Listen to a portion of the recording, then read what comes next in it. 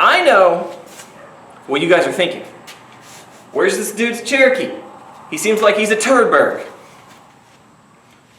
With that said, my first 3 vehicles were Cherokees. An 84, an 86, a 93. By the way, the 86, that was hilarious. That was my main rig. And that was a 2-door, 5-speed Cherokee Chief with a 2.8 carbureted V6 GM engine. 115 horsepower from the factory. They're probably boot scooting some numbers to even get that 115. I would imagine by the time I had my 213,000 mile 86 Cherokee that it was putting 39 HP to the wheels on a good day. But I've owned like 7 total Cherokees, and I've helped my friends work on their 58 billion Cherokees. I know my way around an XJ. XJ gonna give it to you. Cherokee people! Cherokee pride! But what we're gonna talk about today is, when you go to put in your new axle, probably some type of full width, and it's gonna weigh a lot, what can you trust to, not only just hold it in place, but when you're slamming ledges, you don't want something to fail. So that's what we're gonna get into today. I have a system that I've been using on a handful of Cherokees, and I do want to start by saying you're going to want to use strong material. So I used quarter wall DOM, and for my lowers, which are pretty long and they can take a lot of abuse, I actually slid it in like a foot long section of 1.5, even like 1.5 120 wall. You can slide it inside of your 2-inch quarter wall stick, and it'll help keep it from bowing. Let's use some strong Heims. The important part of what I want to talk about is your upper link as it goes to your chassis, the Unibody. Where does that go, and how can you make it strong? And I have a pretty nifty solution for that. Hi guys! Finally getting started on my Cherokee today. We got a truck full of parts. I'm going to kick his buggy out of the shop, and we're going to start stripping down some old axles. Alright guys, what we have here is the whole area where your new third link is going to be. This is what sits on top of your axle. On the passenger side, your pumpkin is over here. This is the floorboard, and I'll get into why this is important. So I'm about to remove this for the time being to show everything that I'm talking about. I kind of have a crude setup of your Unibody. Alright, so this represents your factory Unibody. This is all stuff you have to add on. And in fact, what I've already done is cut off the lower control arm mounts that come factory on the Unibody. They've been grinded off. There's also drilling you can do to get the rivets out. Today we pulled the Jeep in the shop. We're going to remove the stock axles and put some frame stiffeners on. For the frame stiffeners, drilling out all the factory rivets.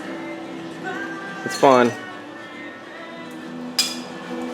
But either way, you've got to get that smooth. It's not a fun process, but those got to go. And then I've bought the rough stuff frame stiffeners multiple times. They wrap up underneath the Unibody, and they go on the angled up part that shoots up towards the motor. They're really nice. They're super thick. They have a bunch of holes for you to rosette weld, and then you can stitch weld around them. So those are welded on at this point, okay? That's really important. You have to have some type of frame stiffener. I don't see how you can beat the rough stuff style ones. They're great. The next step is underneath the Jeep, you have access to this part of your frame rail. And I do a plate. It's, I don't know, about a foot long or so. I've got some holes drilled in it for rosette welding, and then I stitch weld around the perimeter. You never want to line the entire perimeter of your plates with weld because it gets too hot for that thin unibody metal, and you'll end up melting through it. Alright, so that plate has now been welded on. What do you do from there? Well, you can start working on this section. And this angle iron actually looks like it would work pretty well for this type of deal. So it looks like that. You would weld it on underneath, as well as putting a plate right here. So I don't have that mocked up, but you would have run a plate from here to here as well. And it doesn't have to be this long, you know, it can be cut shorter. Then, the most important part. It's why we are talking about the floorboard area in the first place. You guys will be cutting an access panel out of your floorboard. It's really thin, it's really easy to do, so don't worry about it. Pull back your carpet and just do it. It's crazy easy. Once you do that, you have access to do the most important part. You weld a plate from here to this. That's your rough stuff frame rail. So plate here to here. You would line it up to where you have a lot of meat left on this plate to weld to. And then same over here. You know, you want to have your rough stuff frame rail exposed. So that ties it all together, extremely strong. And obviously you have to drill through all 3 sections of material, which that by itself, you know, adds a lot of strength to the whole project. I want to say mine was 5/8, grade 8, and maybe 9 inches long. That depends on whatever type of heim you use right here. This is just something I had laying around the shop, by the way. I think I used a 7/8 heim on my upper link, and then I used 1 1/4 heims for my lowers. But that is about it for that upper link project in terms of, you know, how to make it strong. It's worked very well for me. If you guys have any questions, you know, put it in the comments. I'll get back to you. And then if you have any other questions about, you know, linking a Cherokee or whatever, I've 4-linked the rear of a Cherokee, but by that point it was so cut up and I tubed out so much of the rear that I don't think a lot of Cherokee owners could really even relate to that. So I don't know if that would really help you guys. But yeah, ask away. I hope I didn't forget anything.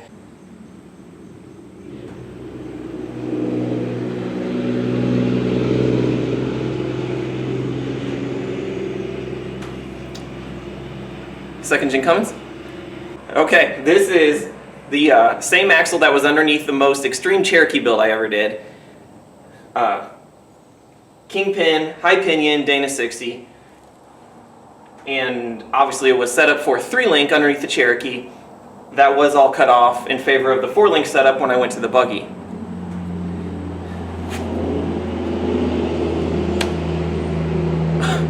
Second gen Cummins.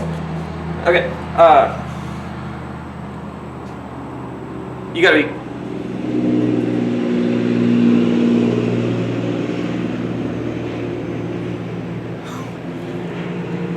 Are you guys hearing this right now?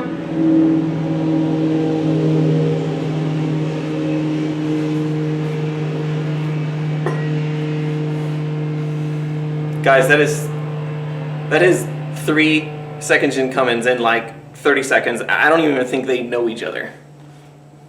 Or they're just terrorizing me. I don't know. Okay. So this is that 3rd-link mount. I believe I got it from Rough Stuff, and you can see the tube that I had here. And I basically used this as my starting point for a truss, and I ran the tube this way towards the pumpkin side. I guess I cut it off with a plasma cutter, you know, years ago, and I've just kept it. I don't even know why. But it's kind of nice. You guys can see what I used to build that setup. And this was mounted somewhere about right here, and that 3rd-link ran, you know, right beside the 4-liter motor. And also my point here is, so this heavy axle with, I had a mix of like 39 Red Label or 39.5 IROC on steel beadlock wheels, obviously a heavy axle, and this 3-link setup had no problem slinging around all that weight.